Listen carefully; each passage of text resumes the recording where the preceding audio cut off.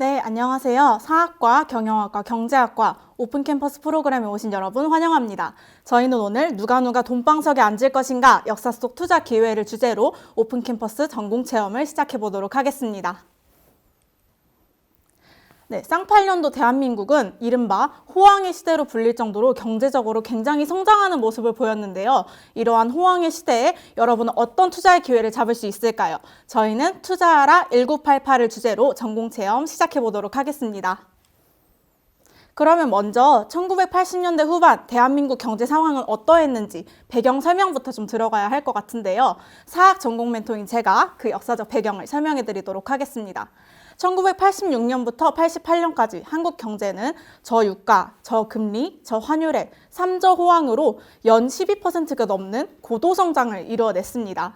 이렇게 경제적 호황이 이루어지면서 중산층들이 훨씬 확대되는 현상이 일어났는데요. 이렇게 확대된 중산층들이 자신들의 삶의 질을 개선하기 위해 여러 가지 소비재들을 소비하면서 소비 시대로의 전환이 이루어졌습니다. 그 속에서 주식 투자도 열풍이 불기 시작했는데요. 사회 경제의 각 영역에서 이런 주식 투자의 열풍에 맞춰 새로운 분야들이 창출되고 발달되기 시작했습니다.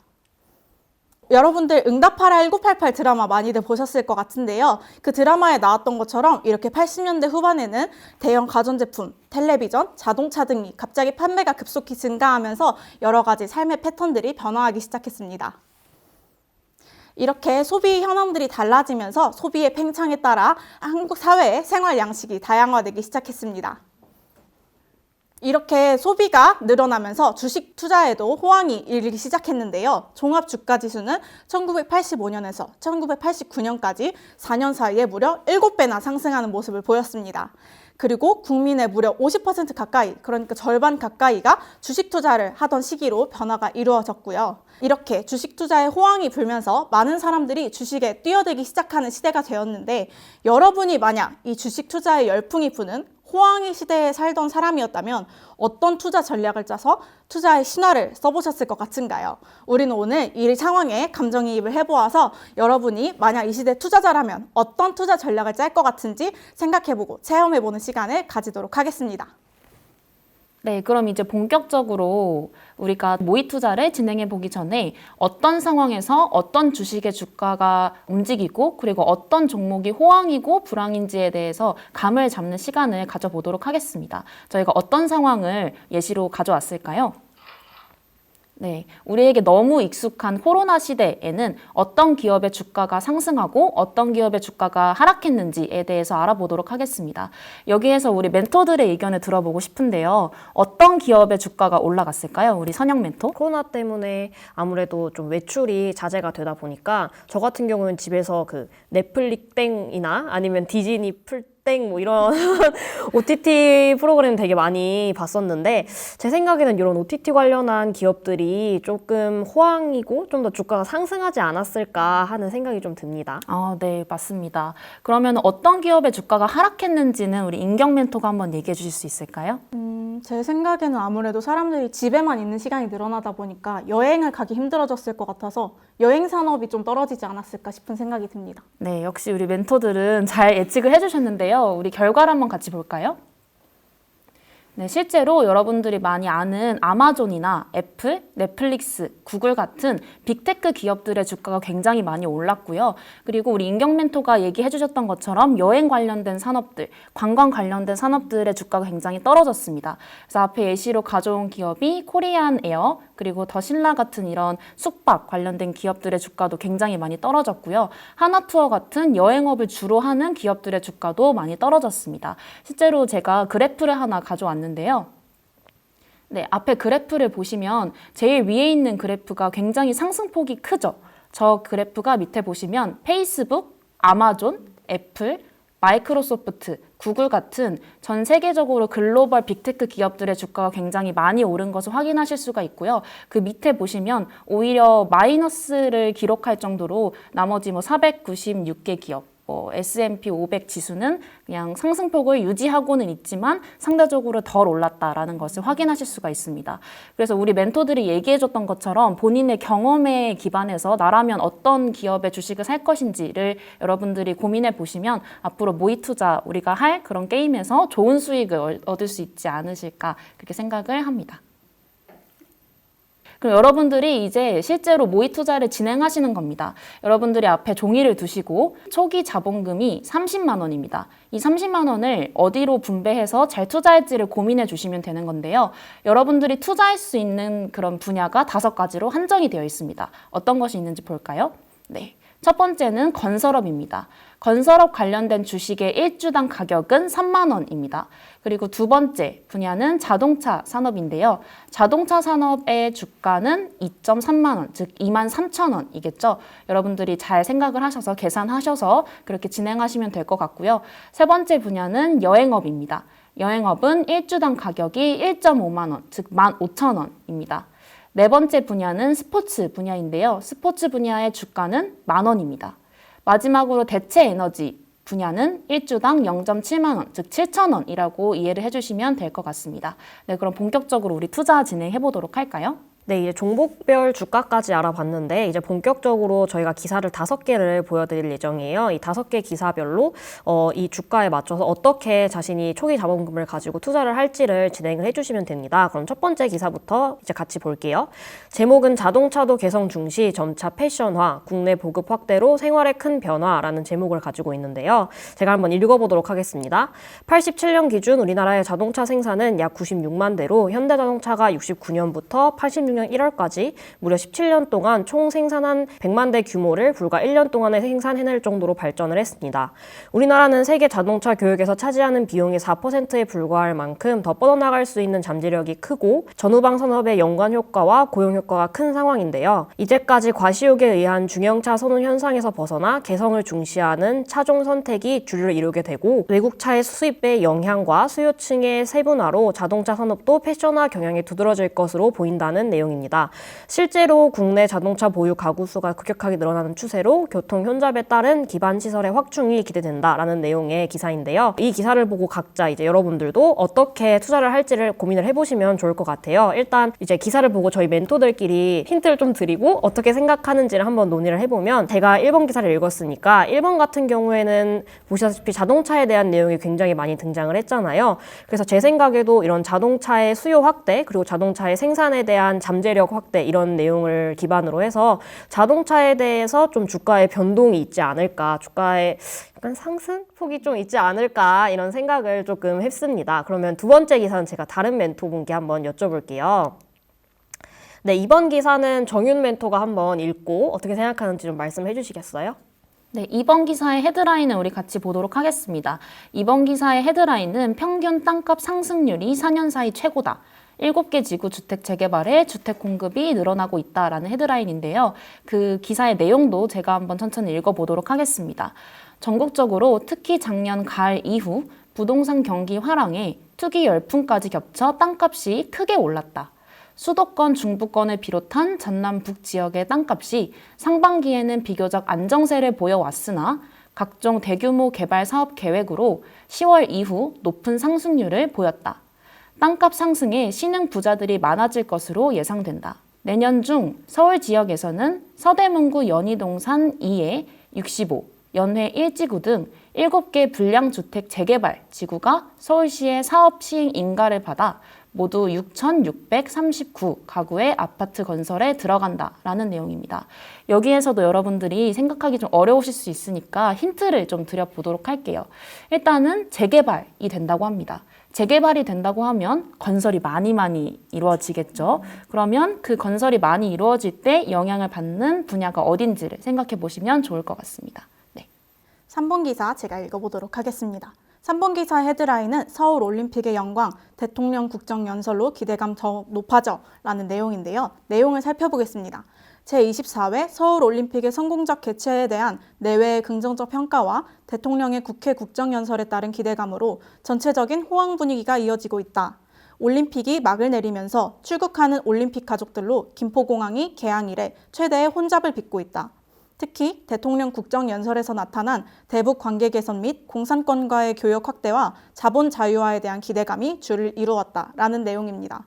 저는 여기에서 두 가지의 힌트를 좀 뽑아볼 수 있을 것 같아요. 먼저 올림픽이 성공적으로 막을 내렸다라고 하면 어떤 주가가 오르고 내릴 수 있을지 생각해 보면 좋을 것 같고요. 그리고 김포공항이 개항 이래 최대의 혼잡을 빚고 있다라는 내용을 저는 주목해 볼 만하다고 생각합니다. 네, 그러면 네 번째 기사를 이제 한번 같이 살펴보도록 하겠습니다. 네 번째 기사의 헤드라인을 같이 볼게요. 유가 상승 장세에 전후방 산업 희비 엇갈려. 여기에서 전후방 산업이 뭔지에 대해서 간단하게 설명을 드려야 될 것 같은데요. 전후방 산업이란 하나의 산업 앞에 있는 산업 그리고 뒤에 있는 산업을 이르는데, 예를 들어서 우리가 뭐 어떤 핸드폰을 산다라고 생각을 하면 핸드폰을 파는 지점이 있겠죠. 그리고 그 앞에 있는 산업은 핸드폰을 만드는 산업이 있겠고요. 핸드폰을 파는 산업 뒤에 있는 산업은 핸드폰 관련된 액세서리를 파는 그런 산업이 있을 수 있겠습니다. 그렇게 이해를 해주시면 되고요. 그러면 4번 기사 내용을 또 천천히 읽어보도록 하겠습니다. 원유 도입 가격이 9월을 고비로 오름세로 되돌아서고 있고 앞으로도 원유가는 계속 오를 전망이다. 유가 상승은 에너지 다소비 업종에게 생산비용 부담이라는 측면에서 상당한 악재로 작용할 것이다. 이런 점에 비추어 석유 이외의 대체 에너지 개발은 우리에게도 장기 과제가 된다. 이에 정부는 대체 에너지 개발법 제정을 검토하는 등 석유의 대체품에 대한 투자를 대폭 증대할 조짐을 보이고 있다라는 내용입니다. 여기에서 또 힌트를 하나 드려야겠죠. 힌트는 이제 유가 상승, 그러니까 기름의 값이 올라가면 우리가 지금 투자해야 되는 종목이 5가지 종목이 있잖아요. 그 5가지 종목의 산업에 각각 어떤 나비 효과를 일으킬 수 있을지에 대해서 곰곰이 이제 생각을 해보시면 힌트를 얻으실 수 있을 거라고 생각합니다. 네, 그러면 마지막인 5번 기사 한번 이제 마지막으로 인격 멘토가 읽고 어떻게 생각하는지 말씀해 주시면 좋을 것 같습니다. 네, 5번 기사 이어받아서 읽어보도록 하겠습니다. 5번 기사 헤드라인은 해외여행 완전 자유화입니다. 내용을 볼게요. 정부는 국민 생활의 국제화에 맞추어 내년 1월 1일부터 해외여행 연령 제한을 완전 폐지하고 여권 발급, 신청 서류를 대폭 간소화하는 등 해외여행을 전면 자유화하기로 했다.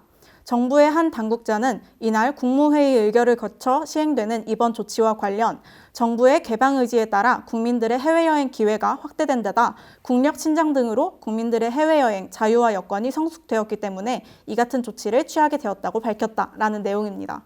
저는 여기에서 해외여행이 완전 자유화, 그러니까 여행을 할 수 있는 자유의 측면이 확대된다면 어떤 변화가 일어날 수 있을지 주목해보면 좋을 것 같다고 생각합니다.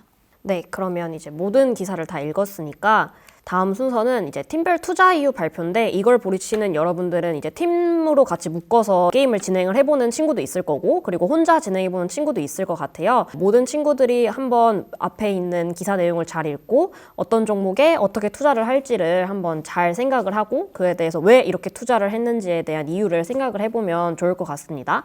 그러면 이제 저희 멘토들끼리도 한번 얘기를 해볼게요. 어디에다 투자를 많이 할 것 같고, 그리고 왜 그렇게 투자를 많이 할 것 같은지 한번 각자 얘기를 해보는 시간을 가지려고 하는데, 일단 저부터 얘기를 좀 진행을 해보면, 저희가 읽었던 1번 기사 같은 경우에는 이제 어떤 내용이었죠? 자동차. 그쵸. 자동차에 대한 내용이었죠. 자동차 내용을 보니까 자동차에 대한 수요가 굉장히 상당히 상승할 것으로 보여요. 제가 생각을 했을 때는. 그리고 아무래도 이게 우리가 역사적인 내용으로 과거의 시점에서 투자를 진행을 하다 보니까 이때 당시가 굉장히 이제 경제가 성장하는 그런 시기였고, 경제가 이렇게 성장을 하게 되면 사람들이 좀 더 일반 소비재뿐만 아니라 이제 사치재 같은 품목에도 많이 구매를 하는 그런 경향이 두드러지잖아요. 이에 따라서 자동차에 대한 주가 오르지 않을까. 그래서 저는 자동차 쪽에 투자를 많이 진행을 해볼까 싶습니다. 그러면 다른 멘토 의견도 한번 들어볼게요.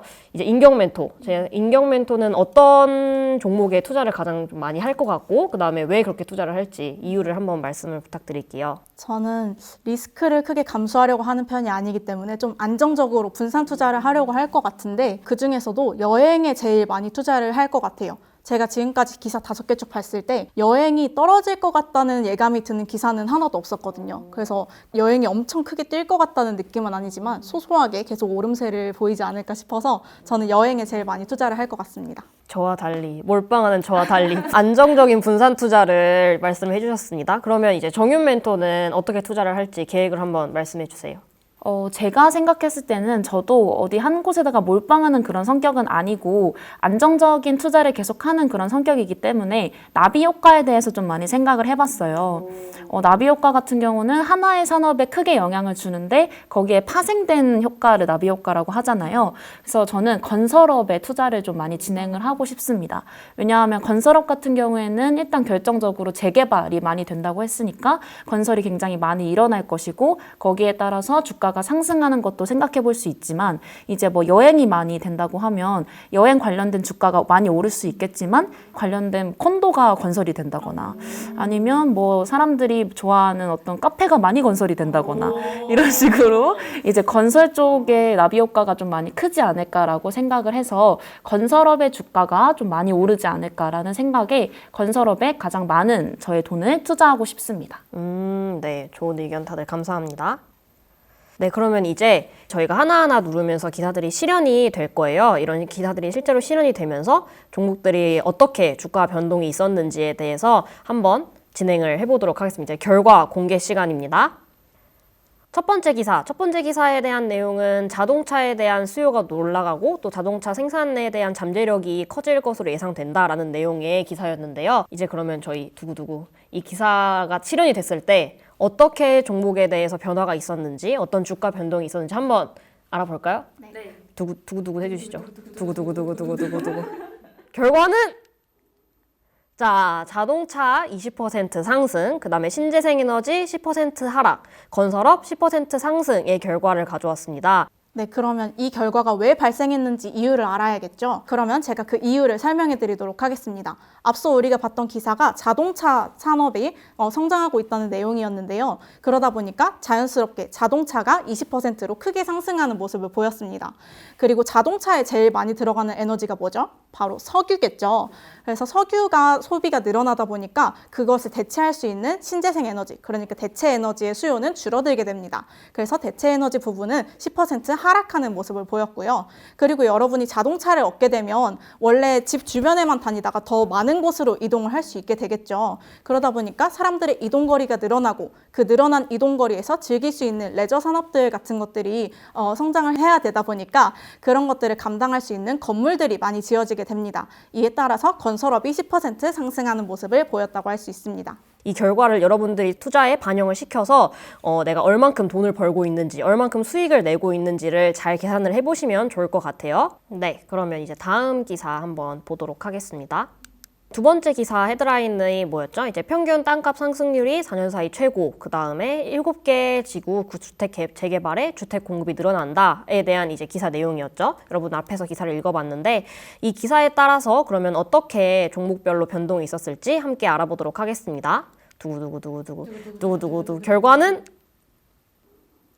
자, 건설업 10% 상승, 여행, 스포츠, 자동차 5% 상승의 결과가 나왔습니다. 이에 대해서 왜 이렇게 나왔는지 이제 인경 멘토가 한번 이유를 설명을 해주세요. 앞선 기사의 내용이 재개발이 많이 이루어진다는 내용이었죠. 이에 따라서 많은 분들이 예상했었듯이 건설업이 자연스럽게 10% 상승하게 됩니다. 그리고 땅값이 상승하면서 신흥 부자들이 많아졌다는 내용이 있었죠. 이 신흥 부자들이 소비재, 그 사치재들에 투자를 많이 하게 되면서 여행, 스포츠, 자동차 산업이 5%씩 조금씩 전반적으로 상승하는 모습을 보였습니다. 그럼 3번 기사 다시 보도록 하겠습니다. 서울올림픽의 영광, 대통령 국정연설로 기대감 더욱 높아져에 대한 내용이었는데요. 이 기사에 따라서 어떤 식으로 종목 변화가 왔는지 결과를 한번 보도록 하겠습니다. 결과는 두구두구. 여행업 10% 상승, 건설업 10% 상승, 그 다음에 스포츠 15% 상승의 결과를 가져왔습니다. 이에 대해서 왜 이렇게 변화를 했는지 인경 멘토가 설명을 부탁드릴게요. 앞서 제가 기사를 소개하면서 힌트를 두 가지 들으셨죠. 하나는 김포공항 최대 러시라는 내용이었고 하나는 올림픽이 성공적으로 막을 내렸다라는 내용이었습니다. 김포공항이 최대 러시를 이룰 정도로 여행업이 크게 발달을 했는데요. 이에 따라서 여행업 분야가 주가가 10% 상승하는 모습을 보였습니다. 그리고 여러분이 또 여행을 떠나면 즐길 거리, 그러니까 건물들이 있어야겠죠. 그에 따라서 그런 것들을 지을 수 있는 건설업들이 또 10% 상승하는 모습을 보였습니다. 그리고 올림픽 자체에 대해서 긍정적인 인식들이 많아지고 수요가 늘어나면서 스포츠 부분도 15% 크게 상승했습니다. 네, 그러면 4번 기사 보도록 하겠습니다. 4번 기사 헤드라인은 유가 상승 장세에 전후방 산업 힘이 엇갈려 라는 내용의 기사였는데요. 이 기사가 실현됨에 따라서 어떤 식으로 종목 변화가 왔는지 한번 결과를 같이 보도록 할게요. 결과는 두구두구두구두구두구두구 대체에너지 10% 상승, 자동차 10% 하락, 건설업 5% 상승의 결과를 가져왔습니다. 또 이유를 한번 설명을 부탁드립니다. 네, 앞선 내용이 석유의 가격이 올랐다는 내용이었죠. 석유의 가격이 오르면서 수요는 조금씩 줄어들게 됩니다. 그래서 석유의 자리를 대체할 수 있는 대체 에너지의 수요가 늘어나고 이에 따라서 주가가 10% 상승하는 모습을 보였습니다. 그리고 자동차는 석유를 주요 에너지로 사용하는 자재이죠. 이에 따라서 자동차에 대한 가격도 올라가면서 자동차에 대한 수요가 줄어들기 시작합니다. 이로 인해서 자동차의 주가가 10% 하락하는 모습을 보였습니다. 그리고 이 부분은 많이들 예상을 못하셨을 것 같은데 건설업은 오히려 5% 상승하는 모습을 보였습니다.